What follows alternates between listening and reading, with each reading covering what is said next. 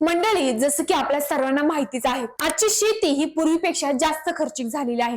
खतांच्या किमती दिवसेंदिवस वाढतच आहेत आणि त्यामुळे देखील शेतकऱ्याची चिंता ही वाढत चालली आहे. शेतकऱ्याला वाटतं आता अजून आणखी किती खर्च करायला पाहिजे या शेतीसाठी, आणि केलाच तर पाहिजे तसं उत्पन्नही निघत नाही. पण मंडळी, खरी गोष्ट अशी की जमिनीची उत्पादकता वाढवण्यासाठी नेहमी महागडी रासायनिक खतेच लागतात असं नाही. योग्य पद्धतीने जमिनीची काळजी घेतली तर उत्पादन तर वाढतच, शिवाय खतांवर होणारा खर्च देखील 20 ते 30% कमी देखील करू शकतो.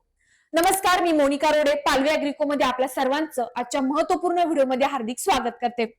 तर आज आपण पाहणार आहोत अशाच 5 जबरदस्त ट्रिक ज्या जमिनीची उत्पादकता तर वाढवेलच, शिवाय पिकाची देखील उत्पादकता वाढवण्यासाठी मदत करेल. जसे की आपण पाहतो, आजकाल शेतकरी सेंद्रिय शेतीकडे देखील वळाले आहेत. सेंद्रिय शेती करून पिकाची उत्पादकता वाढवण्याचा प्रयत्न करतात. शिवाय सेंद्रिय शेतीलाच देश आणि विदेश मार्केटमध्ये चांगला भाव मिळत असल्याने भविष्यात अजून सुद्धा चांगली मागणी वाढण्याची शक्यता आहे.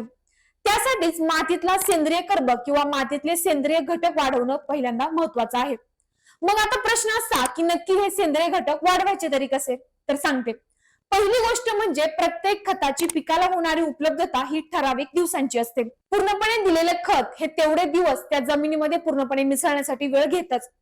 त्यासाठी आपण एकाच वेळी सर्व खते न देता टप्प्याटप्प्याने देणं गरजेचं आहे.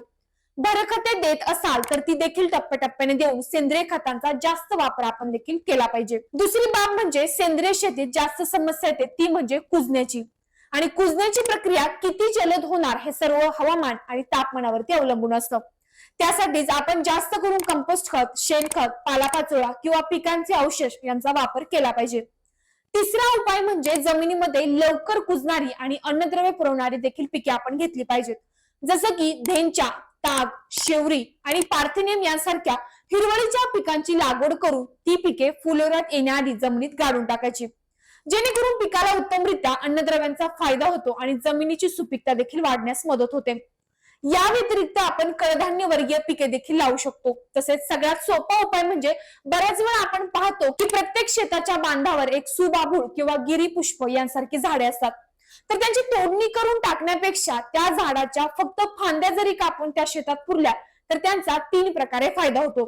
पहिला म्हणजे आच्छादन म्हणून आपण त्याचा वापर करू शकतो. दुसरा म्हणजे त्या फांद्यांचा कर्बनत्राचे गुणोत्तर कमी असल्याने पोषक अन्नद्रव्यांचा पुरवठा चांगला होतो. आणि यामुळे देखील आपण रासायनिक खतांचा वापर कमी करून सेंद्रिय पद्धतीने शेती करू शकतो. आणि सगळ्यात महत्वाचं म्हणजे भरपूर साऱ्या शेतकऱ्यांची एक अशी समज असते की युरिया टाकला म्हणजे जास्त उत्पादन मिळतं. परंतु आपण हे देखील समजून घेतलं पाहिजे की जरी त्या वेळेपुरतं जास्त उत्पन्न तुम्हाला दिसत असेल तरी देखील पुढच्या पिकासाठी तुम्ही त्याच जमिनीची पूर्णपणे धूप करत आहात. त्यासाठीच सेंद्रिय पद्धत निवडून पिकाची आणि मातीची उत्पादकता वाढवणं अत्यंत गरजेचं आहे. तर शेतकरी बंधूंनो, तुम्ही तुमच्या पिकासाठी किंवा जमिनीसाठी सेंद्रिय पद्धत वापरता का? वापरत असाल तर कशा पद्धतीने जमिनीतील सेंद्रिय कर्ब वाढवता आम्हाला कमेंटद्वारे नक्कीच कळवा.